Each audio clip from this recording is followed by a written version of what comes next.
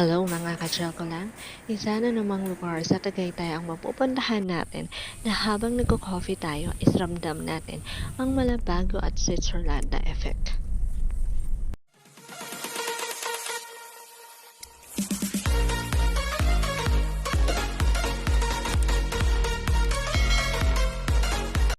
Ayan guys, papasok na tayo ngayon sa Crosswind wherein una nating makikitang coffee shop is yung Coffee Project.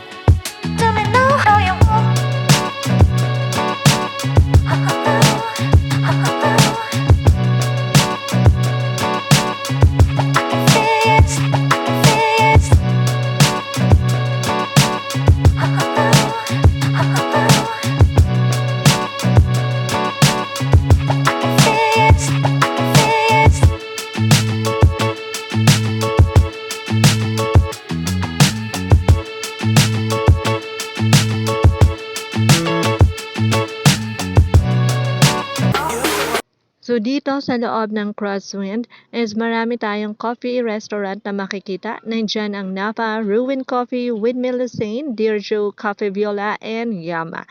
So lahat ng yan is pupuntahan natin isa-isa pero this time itutour ko lang muna kay saglit.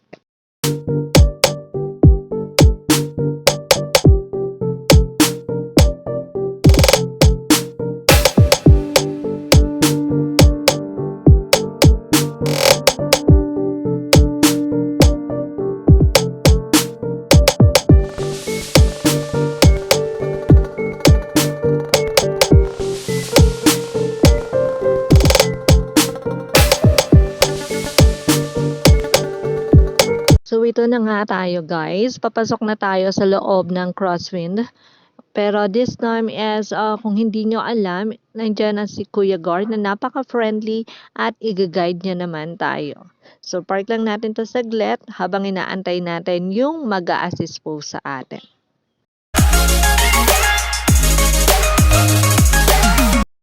So, ayan na nga, yung guard, ina-assist na tayo kung saan yung way or streets papunta sa windmill.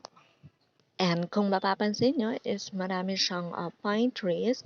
So, aakalain mo na nasa Baguio ka, pero, well, nasa Tagaytay po tayo. In less than 5 minutes, makakarating na tayo dun sa place na yon.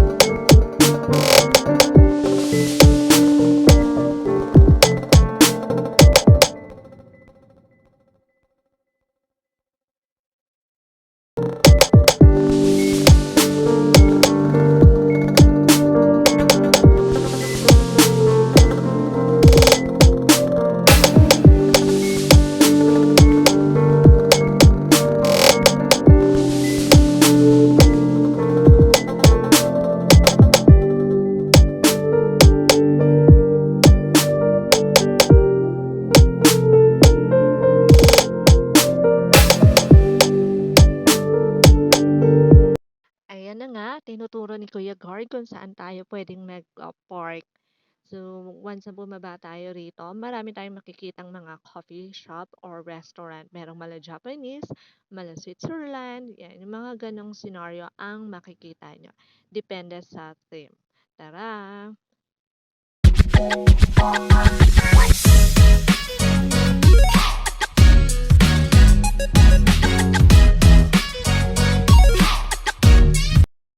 That's it guys. Yan lang muna ang papakita ko sa inyo. See you na lang on my next vlog. Pero bago yan, please subscribe and like or kung meron kayong mga suggestion, sabihan nyo lang din ako. For now, medyo nagmadali tayo dahil nga kasama natin ang friendly senior citizen. Thank you guys. Have a wonderful day.